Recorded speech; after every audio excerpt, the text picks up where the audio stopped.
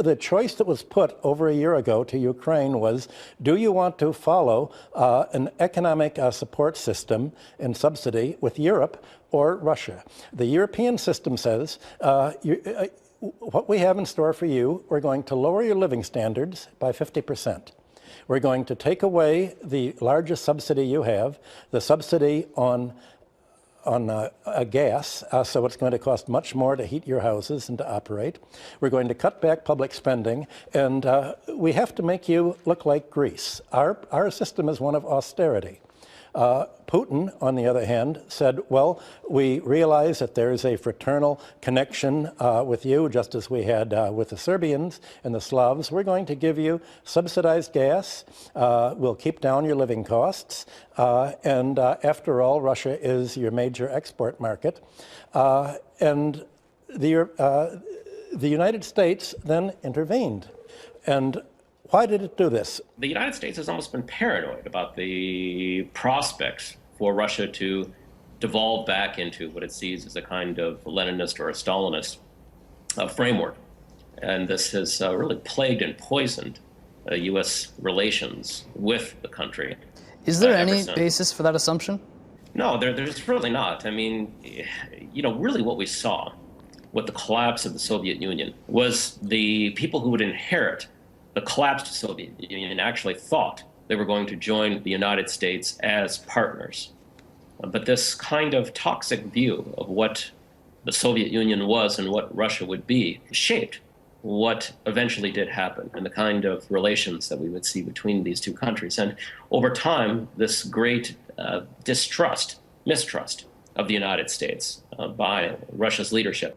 Is there any wisdom in the U.S. policies, any of the legislation that's been passed in the latter part of last year? No, I can't say that there is. The legislation that has come out of Congress has been particularly bad. Well, of course, there wasn't wisdom, but what there was a strategy. And the strategy in Ukraine is the identical strategy thought up by Mr. Brzezinski 25 years ago in Afghanistan. Brzezinski was the strategist for Jimmy Carter and convinced Jimmy Carter to say, look, the Russians are dominating Afghanistan with a civilian secular government. Let's create a new organization. Let's create Al-Qaeda. Let's back Osama bin Laden and give his supporters weapons to begin fighting the Russians, and we can pull a coup d'etat there, and the Russians will fight back, and then we'll say the Russians invaded. And it worked. Saudi Arabia made a deal with America that they would push the Wahhabi extremists, the Al-Qaeda, the most right-wing wing of the Islamic parties, and it worked. Essentially, Al-Qaeda is a contract army for the United States. Well, the same thing was happening in Russia. What Brzezinski wrote was that America's faced with a possibility of not being able to rule the world unilaterally. And that would be a disaster for democracy. That we can't let any country's economic ability to be self-sufficient means potential military power. And in order to prevent any country from threatening America militarily, you have to prevent it from developing economically. The American nightmare, Brzezinski wrote, was that Russia would get together with Germany and with Western Europe, creating Russian raw materials, German industry, and somehow, finally, Russia would become westernized. America, under Brzezinski's strategy, said this would be a disaster because if Russia's westernized, if it becomes democratic, if Europe and Russia are prosperous, then we cannot control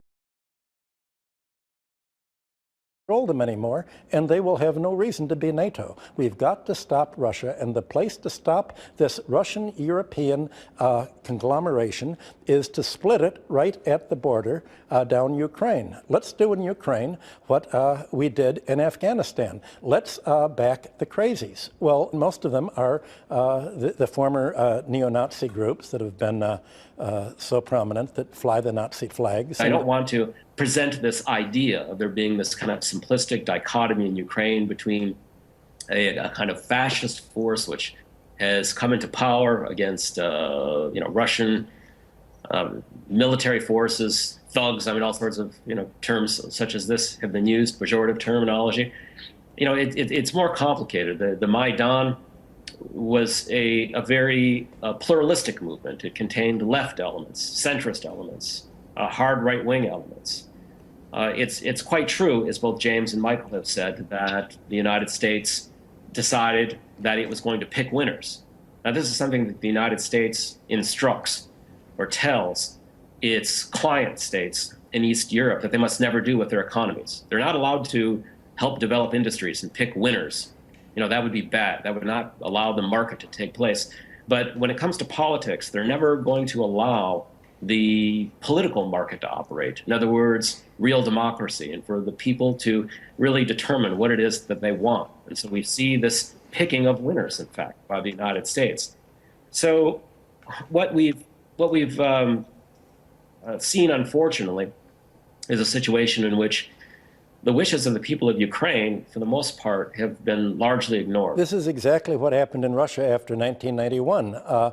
Russia essentially dismantled its manufacturing and its industry under World Bank and IMF tutelage. There were a number of American economists, Nobel Prize winners, who urged Russia to base its economy on natural resource rent and land rent and not on taxing industry. And essentially, they proposed that Russia become a social democratic country like America is. In America, the government subsidizes technology, industry, and helps develop, but that wasn't the way that Russia went. In Russia, the Baltics, the post-Soviet states, they're not mixed economies. They're all privatized, and because they're privatized, they essentially are torn apart and have emigration.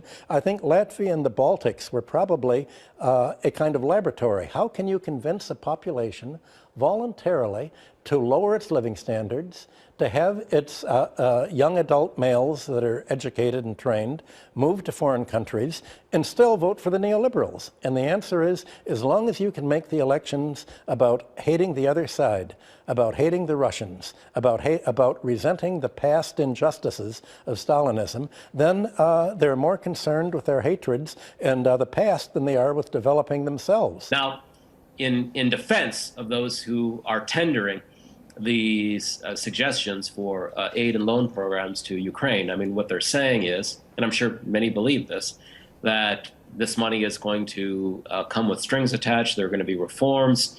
We're going to eliminate corruption.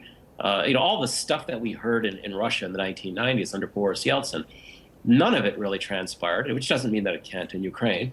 But it was clear that that really was not the United States' chief priority to clean up the government. I mean, they were quite happy with the Yeltsin government as long as it was allowing this process of privatizations to occur and the kind of wholesale looting of the country. And then, of course, eventually it had to end as it did, which it only could end when that is in the ruble crisis of 1998, when the whole thing just imploded. It could not be sustained. They could not attract foreign private money as well as they had been, with this illusion that somehow they were going to be able to pay this money back with interest. And, it all had to just come to a disastrous end. And unfortunately, I think that's probably what's going to happen to Ukraine. It'll be looted, and then it'll be a massive default in all of these debts. But from the perspective, for lack of a better term, of capital in the West, they won't care. They'll have gotten what they wanted, what they came for.